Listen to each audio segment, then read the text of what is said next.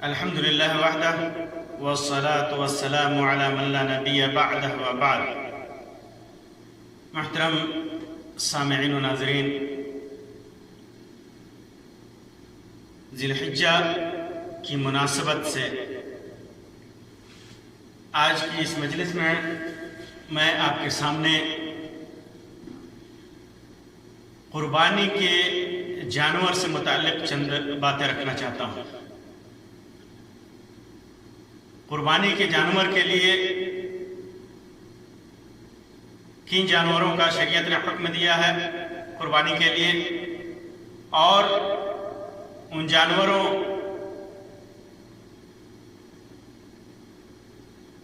کے قربانی کے مناسب ہونے کے لیے کیا شرائط ہے۔ تو یہ چیز یاد رکھیے کہ بنیادی طور پر قربانی کے جانور میں 3 چیزوں کی رعایت ضروری ہے۔ پہلی چیز، قربانی کا جانور کون سا ہو۔ قربانی کا جانور کون سا ہو؟ کیا قربانی ہر حلال جانور کی کر سکتے ہیں یا اس کے لیے مخصوص جانور ہے؟ دوسری چیز، وہ جانور کتنا بڑا ہو، جانور کتنا بڑا ہو، اور تیسری چیز، جانور کیسا ہو۔ یہ 3 چیزوں کی رعایت ضروری ہے، اور انہی 3 چیزوں کا میں مختصراً ذکر کروں گا۔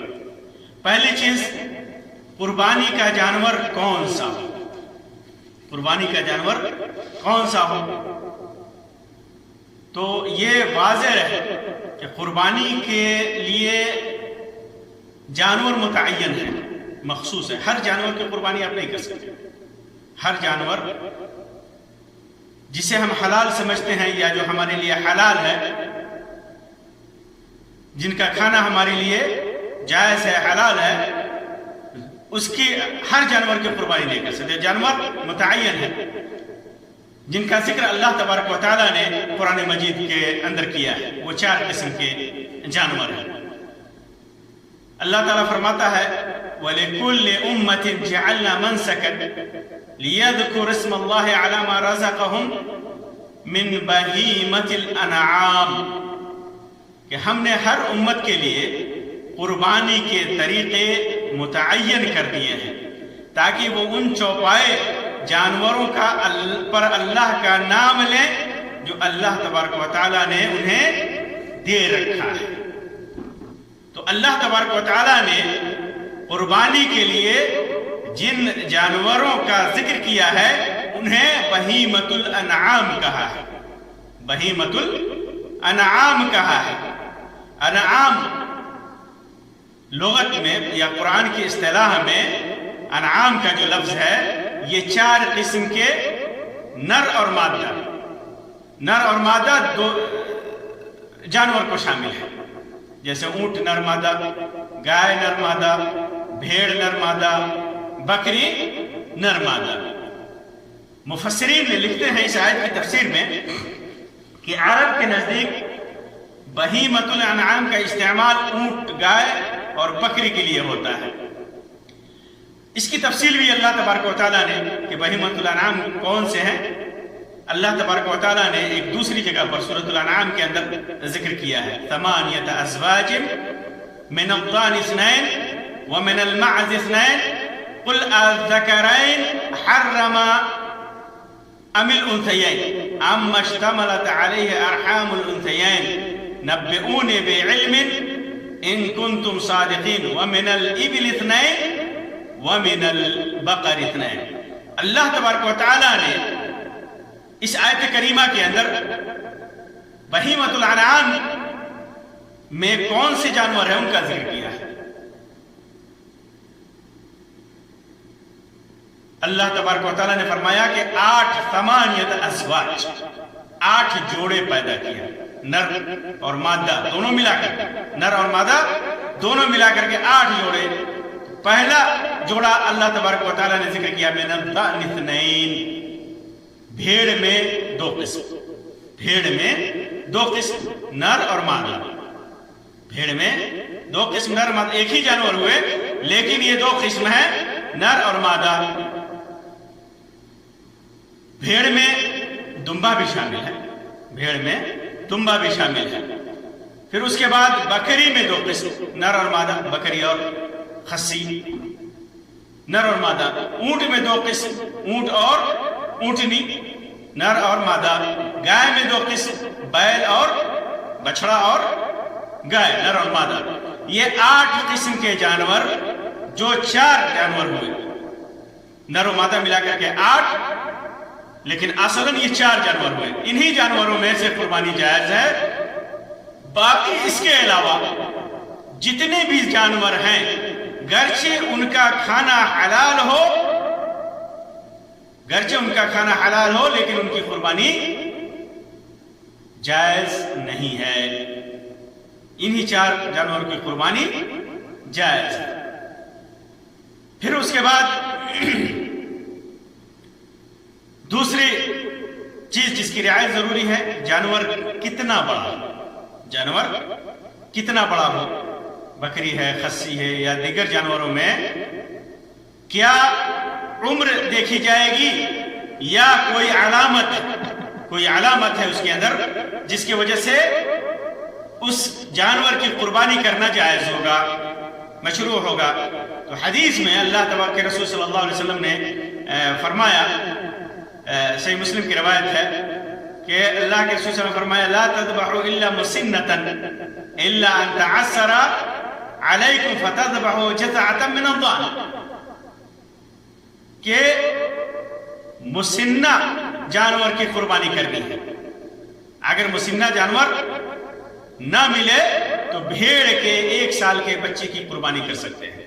یہاں پر اللہ کے رسول صلی اللہ علیہ وسلم نے واضح طور پر فرمایا کہ مسنہ۔ اب مسنہ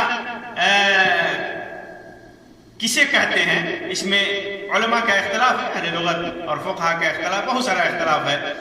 گائے کے لیے عمر الگ رکھی ہے، اونٹ کے لیے الگ رکھی ہے، لیکن مسنہ کی تفسیر روایات کی بنیاد پر، اور صحیح تفسیر یہ ہے کہ مسنہ جو اگلے 2 دانت ٹوٹ کر کے چھوٹے دانت، نئے دانت نکل آئے ہیں، جب نئے دانت نکلتے ہیں تو وہ دانت ٹوٹتے ہیں، تو انہی کو مسنہ کہا جاتا ہے، انہی کو مسنہ کہا جاتا ہے۔ اور واضح طور پر فرمایا کہ ان جانوروں میں مسنہ اگر نہ ملے تو بھیڑ کے 1 سال کے بچے کی قربانی کر سکتے ہیں۔ اگر مان لیتے ہیں کہ جو لوگ، کچھ لوگ کہتے ہیں کہ 1 سال کا جانور، مسنہ کا مطلب 1 سال کا جانور، تو ان کی بات اس لیے صحیح نہیں ہے کہ اگر 1 سال مراد ہوتا، مسنہ سے مراد یہاں سال بھر کا ہونا ہوتا یا عمر مراد ہوتی تو جذعۃ من الضأن نہیں کہتے۔ جذع 1 سال سے کم کا ہوتا ہے، 1 سال کے بھیڑ کے بچے کو جذع کہا جاتا ہے۔ تو بھیڑ کے بچے کے لیے خصوصی رعایت ہے کہ اگر مسنہ نہ ملے تو بھیڑ کے بچے کی کر سکتے ہیں، ورنہ مسنہ ضروری ہے، یعنی اگلے 2 دانت ٹوٹے ہوئے ہو۔ بہت فقہاء نے جو مسنہ کی عمریں لکھی ہیں، انہوں نے دانت گرنے کی تقریبی عمریں لکھی ہیں، تقریبی عمر لکھی ہے۔ یہ ہر کس مراد نہیں کہ اسی عمر کا جانور مسنہ ہوتا ہے۔ مسنہ صرف وہی جانور ہے جس کے اگلے دونوں دانت گر چکے ہوں یا گر رہے ہوں۔ چونکہ شریعت اسلامیہ عالمی اور آفاقی شریعت ہے، اس لیے اس قربانی کے جانور کی عمر کے بارے میں ایسا معیار بتایا جو ہر ملک اور آب و ہوا میں یکساں ہو۔ دانت گر جائے، دنیا کے کسی بھی گوشے میں، کسی بھی حصے میں وہ جانور ہو، ایک سا ہی ہوتا ہے۔ اگر شریعت نے عمر کی قید لگا دی ہوتی تو 1 سال کا جانور کہیں بہت تازہ تیار ہوتا ہے، کہیں بالکل دبلا پتلا ہوتا ہے۔ یہ ایسا معیار ہے جیسا کہ شریعت نے انسان کے بالغ ہونے میں رکھا ہے۔ کہیں کہیں دیکھتے ہیں بلوغت کے لیے شریعت کا مکلف آدمی کب ہوتا ہے؟ بالغ ہو، لڑکا ہے ہو، لڑکی ہو۔ یہ ایک معیار ہے اور بلوغت کی علامتیں ہیں۔ صرف عمر نہیں لکھی کہ 9 سال کا بچہ ہو جائے، 10 سال کا بچہ ہو جائے تو شریعت کا مکلف ہوتا ہے۔ بلوغت لکھی ہے، دنیا کے کسی بھی حصے میں لڑکا 9 سال کا ہو، لڑکی 8 سال کی ہو، لڑکا 13 سال کا ہو، بالغ ہو گیا تو شریعت کا مکلف ہے۔ اسی طرح جانور مسنہ ہے، دانت ٹوٹ گئے ہوں اس کے اگلے یا گر رہے ہوں تو وہ ہر آب و ہوا میں، ہر ملک میں، ہر موسم میں آسانی سے پہچان میں آ جاتا ہے۔ تیسری چیز، جانور کیسا ہو، اس کی رعایت بھی ضروری ہے قربانی کے لیے، یعنی جانور کے شرائط کیا ہیں۔ تو یہ واضح ہے کہ قربانی کے جانور کو موٹا تازہ کرنا مستحب ہے۔ اندھا ہو، لنگڑا ہو، سنگ ٹوٹا ہوا ہو، نہایت بیمار ہو، کمزور ہو، حد سے زیادہ کمزور ہو، تو ایسے جانور کی قربانی جائز نہیں ہوتی ہے۔ تو اسی وجہ سے شریعت نے قربانی کے جانور کی قربانی کی صحت کے لیے جانور کا چند عیوب سے پاک ہونا لازم قرار دیا ہے، اور چند جانوروں کے لیے شرائط رکھے ہیں۔ اور جیسا کہ میں نے پہلے بتایا کہ قربانی کا جانور بہیمۃ الانعام ہی سے ہونا چاہیے، اونٹ، گائے، بھیڑ اور بکری میں سے ہونا چاہیے۔ ہر جانور جن کا کھانا حلال ہو اس کی قربانی کرنا جائز نہیں ہے، جیسے ہرن ہے، گھوڑا ہے، نیل گائے ہے، مرغی ہے، یا اس طرح کے جانور ہے، بھینس ہے۔ حالانکہ بہت سارے علماء نے بھینس کو گائے کی نسل سے قرار دیتے ہوئے اس کی قربانی کو جائز قرار دیا ہے کہ گائے کی نسل سے ہے بھینس، اس وجہ سے اس کی قربانی جائز ہوگی۔ لیکن یہ قول محل نظر ہے، ایک لمبی بحث ہے۔ خلاصہ یہ ہے کہ بھینس کی قربانی سے بھی آدمی کو بچنا چاہیے، کیونکہ نصوص میں بھینس کا ذکر نہیں ہے، صرف 4 قسم کے جانوروں کا ذکر ہے، اور وہ ہے اونٹ، گائے، بھیڑ اور بکری، انہی کی قربانی کرنی چاہیے۔ اسی طرح جانور کے لیے ایک شرط یہ ہے کہ حدیث میں ذکر کیے ہوئے عیوب سے پاک ہو، عیب نہ ہو، ایسا عیب نہ ہو جس کا ذکر حدیث میں ہے۔ اللہ کے رسول صلی اللہ علیہ وسلم نے فرمایا، جیسے کہ امام احمد نے، امام ابو داؤد نے، امام ترمذی نے، امام نسائی نے، امام ابن ماجہ نے روایت کیا ہے، علامہ البانی نے اس روایت کو صحیح قرار دیا ہے، 4 لا تجوز فی الضحایا، قربانی میں 4 قسم کے جانوروں کی قربانی جائز نہیں ہے۔ پہلی، العوراء البین عورها، العوراء البین عورها، ایسا کانا جس کا کانا پن ظاہر، واضح طور پر کانا پن، آنکھ میں تھوڑا سا عیب ہو وہ نہیں، کانا پن ظاہر ہو کہ ہاں یہ کانا ہے، یہ کانا ہے۔ اسی طرح والمریضۃ البین مرضها، ایسا جانور اتنا بھی جو بیمار ہو اور ایسی بیماری ہو کہ اس کی بیماری واضح ہو، دیکھ رہے ہیں کہ بیماری ایک دم ظاہر ہے، ہلکی پھلکی بیماری جیسے ناک بہنا یا ہلکی کھانسی، یہ نہیں، واضح بیمار ہو، بیماری واضح ہو اس کی۔ اسی طرح العرجاء البین ضرعها، العرجاء ایسا لنگڑا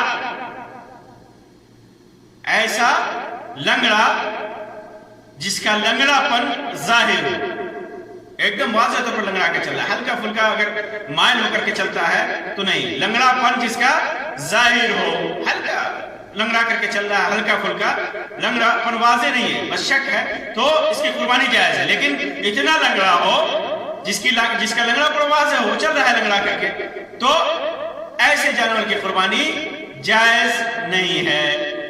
والکبیرۃ التی لا تنقی، ایسا دبلا پتلا یا ایسا بوڑھا جانور جس کی ہڈی نمایاں ہو، لگے کہ اس کی ہڈی میں گودا ہی نہیں ہے، گوشت ہی نہیں ہے، تو اتنے دبلے پتلے جانور کی قربانی جائز نہیں ہے۔ ان جو حدیث میں ذکر کیے گئے عیوب ہیں، اگر جانوروں میں یہ ہوں تو ان کی قربانی جائز نہیں ہے۔ ان عیوب پر قیاس کرتے ہوئے علماء نے چند اور عیوب کو لکھا ہے، انہی پر قیاس کرتے ہوئے کہ اگر یہ عیوب ان جانوروں میں ہو تو ان کی قربانی جائز نہیں ہے۔ جیسے سینگ ٹوٹا ہوا ہو، وہ جانور جس کا سینگ ٹوٹ گیا ہو بعد میں، اس کی قربانی جائز نہیں ہے، چاہے سینگ جیسے بھی ٹوٹا ہو۔ البتہ ایسا جانور جو پیدائشی سینگدار نہیں ہے، اس کا سینگ پیدائشی نہیں ہے، تو ایسے جانور کی قربانی کر سکتے ہیں۔ اسی طرح اندھا جانور اگر اندھا ہو تو اس کی قربانی نہیں کر سکتے۔ اسی طرح جانور اگر بکری ہے یا اونٹنی ہے یا گائے ہے اور قریب الولادہ ہے، اس کی ولادت قریب ہے اور ولادت میں پریشانی آ رہی ہے، تو اس کی بھی قربانی جائز نہیں یہاں تک کہ ولادت کا خطرہ ٹل جائے اور وہ جانور صحیح سالم ہو جائے تو اس کی قربانی کر سکتے ہیں۔ اسی طرح اونچائی سے گرنے یا گردن وغیرہ گھٹ جائے جس کی وجہ سے موت لگتا ہو کہ اس جانور کی موت قریب ہے، اونچائی سے گر جائے، گردن گھٹ جائے کسی چیز میں، اب لگے کہ ہاں یہ بچے گا ہی نہیں، یہ جانور بچے گا ہی نہیں، تو اس کی قربانی نہیں کرنی یہاں تک کہ خطرہ ٹل جائے۔ ہاں یقین ہو گیا کہ اب اس کی موت نہیں ہوگی تو اس کی قربانی کر سکتے ہیں۔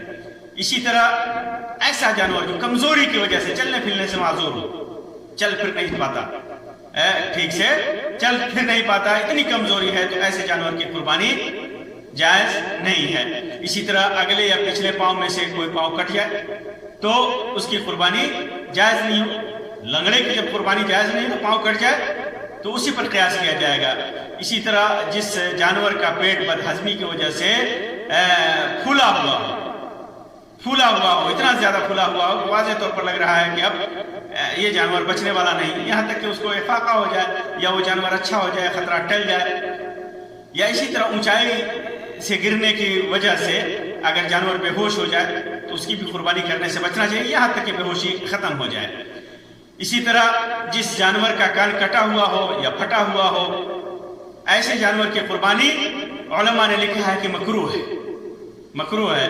اسی طرح اگر جانور کا دم کٹ جائے تو ایسے جانور کی قربانی بھی نہیں کرنی چاہیے اگر دم پیدائشی طور پر نہ ہو۔ پیدائشی طور پر ایسے جانور بہت سارے قسمیں جن کے دم نہیں ہوتے، بہت کم ایسے جانور ملتے ہیں، لیکن اگر دم پیدائشی نہیں تو اس کی قربانی جائز ہے۔ یہ جانوروں میں یہ عیوب اگر ہیں تو ان کی قربانی جائز نہیں ہے، ان عیوب سے پاک ہو، سالم ہو، یہ شرط ہے تو اس جانور کی قربانی جائز ہے اگر ان عیوب سے پاک ہے۔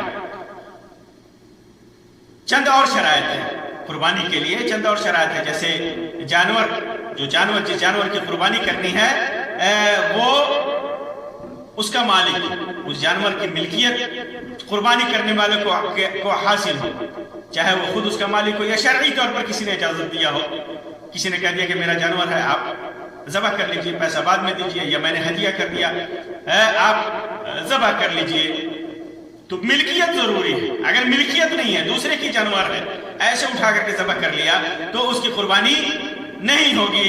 بغیر پوچھے کسی کا جانور لے کر کے ذبح کر لیا، قربانی نہیں ہوگی۔ چوری کے جانور کی قربانی کر لیا، اس کی قربانی نہیں ہوگی۔ اسی طرح اگر جانور گروی رکھا ہوا ہو، کسی نے قربانی کا جانور ہے، اس کو گروی رکھ دیا کہ ہم پیسہ دیں گے تو یہ جانور واپس لیں گے، اور اب تک اسے واپس نہیں لیا، ابھی گروی کی حالت میں ہے، اس جانور کی قربانی جائز نہیں ہے جب تک کہ اس گروی پڑے جانور کو اپنی ملکیت میں نہ کر لے۔ اسی طرح ایک شرط یہ بھی ہے کہ شریعت کی جانب سے متعین وقت ہونا چاہیے، یعنی یوم النحر ہونا چاہیے، قربانی کا دن، قربانی کے دن، اور وہ یوم النحر شریعت کی جانب سے متعین کیا ہے؟ 10 ذی الحجہ کو نماز عید کے بعد آپ جہاں نماز پڑھ رہے ہیں، جس علاقے میں، اس علاقے میں، جس عیدگاہ میں یا جس مسجد میں عید کی نماز آپ پڑھ رہے ہیں، اس سے پہلے نہیں کر سکتے۔ عید کی نماز پڑھنے کے بعد قربانی کرنا ہے، تو اس وقت سے شروع ہوتا ہے قربانی کا وقت، شرعی وقت، کب تک؟ 13 ذی الحجہ کہ سورج غروب ہونے سے پہلے تک، سورج ڈوبنے سے پہلے تک، یعنی ذی الحجہ کی 10 تاریخ سے نماز ہو جائے، عید کی نماز ہو جائے، اس وقت سے 11 تاریخ، 12 تاریخ اور 13 تاریخ کی، یعنی کل 4 دن۔ یہ پہلا دن جو 10 دن ہے وہ یوم النحر اس کو کہتے ہیں، اور جو 3 دن ہے انہیں ایام التشریق کہتے ہیں۔ تو 13 تاریخ کے سورج غروب ہونے سے پہلے آپ قربانی کر سکتے ہیں. یہ ضروری، یہ شرط ہے شریعت میں، یہ شرط ہے. اگر کوئی سورج غروب ہونے کے بعد 13 تاریخ کو کرتا ہے اس کی قربانی نہیں ہوگی، اور 10 ذی الحجہ کو نماز ہونے سے پہلے اگر قربانی کرتا ہے تو اس کی قربانی نہیں ہوگی. تو یہ عید الاضحیٰ میں قربانی کرنے کے لیے جانور سے متعلق یہ چند مسائل تھے. اللہ تبارک و تعالیٰ سے دعا ہے کہ اللہ تبارک و تعالیٰ ہمیں قرآن و سنت کے مطابق عمل کرنے کی توفیق عطا فرمائے اور ہمارے تمام نیک اعمال کو قبول فرمائے. آمین یا رب العالمین. وآخر دعوانا ان الحمد للہ رب العالمین وصلی اللہ علی خیر خلق وسلم. والسلام علیکم ورحمۃ اللہ وبرکاتہ.